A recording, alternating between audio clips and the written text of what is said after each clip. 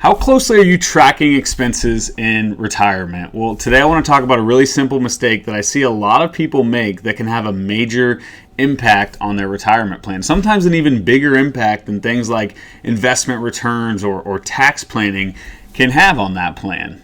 But the good news is this mistake is really simple to solve. So if you're new to the channel, my name is Ryan and I'm a financial advisor with Carlson Financial, and we specifically help those of you that are near retirement or already in retirement. Today, I want to talk about the importance of tracking and planning for your spending. So recently, I had a conversation with a couple specifically about their expenses. So to kind of take you back, a year earlier, they had come in and we had helped them build a retirement plan. And obviously a big part of that plan was determining how much they were spending. We really needed to know this because it was obviously going to impact their income plan, their investments, their tax plan. And so after doing some digging, they did some research, they looked back on their spending from the last couple of years, we factored in inflation, and what they decided was that they'd be spending $6,000 per month. Well, fast forward a year and we're sitting down and we're having this conversation about expenses, and they said, well, you know what? We actually realized our cash reserve that we've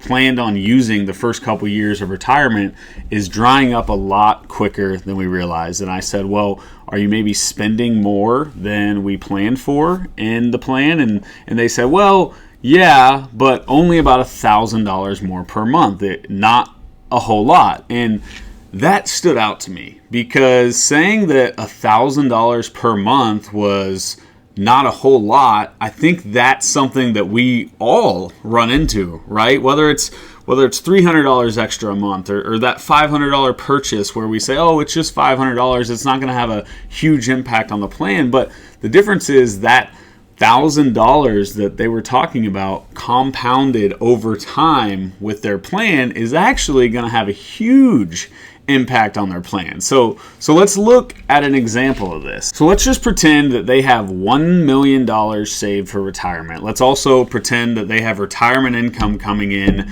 of about $5,900 per month between Social Security and pension, and they spend what we originally projected was that they would spend about $6,000 a month. So early on, like I said, they were going to be using that cash reserve to cover their minimal expenses that went over their income. So they weren't going to really need anything out of their retirement savings quite yet. So when you look at the plan using those assumptions like we planned for, it looks fantastic, right? They had a 96% chance of success, which is really good. And not only that, but they were also going to have money left over that they were going to be able to leave a decent chunk of money to their kids, which was something they were excited about and really a goal of theirs. But now let's update that plan to show that instead of spending the $6,000 a month, they're now spending $7,000 a month. We're not going to change anything else. The investments are going to be the same. Everything about the plan is going to be the same other than spending $7,000 instead of $6,000. And here's what that looks like. It shows that they're going to have, instead of that 96% chance with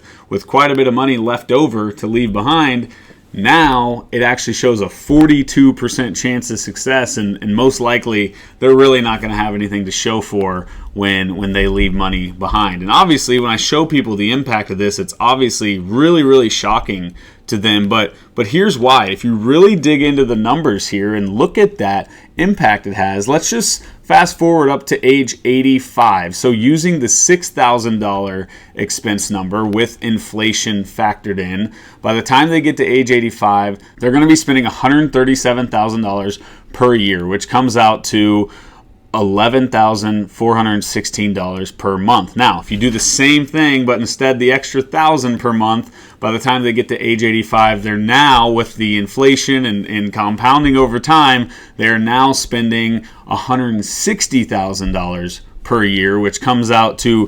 $13,333 per month. So obviously that $1,000 starts at being an extra $12,000 per year, but over time, like I've said, because of inflation, that's going to actually turn into being almost $24,000 extra per year that they're spending and needing extra out of their retirement plan, that without properly tracking that is going to have a huge impact on their plan. Imagine if they didn't realize they were spending that much more now so that we could make adjustments. Imagine if you waited 10, 15 years to catch that you were spending far more. So the reason for this video is not to tell you to go out and reduce your spending and have no fun in retirement and get on this really tight, strict budget. No, that's not why I wanted to make this video. I wanted to make this video just to show you the importance of truly planning for expenses and tracking expensive, and I mean try to track for everything. Those little $300, $500 extras that maybe you forgot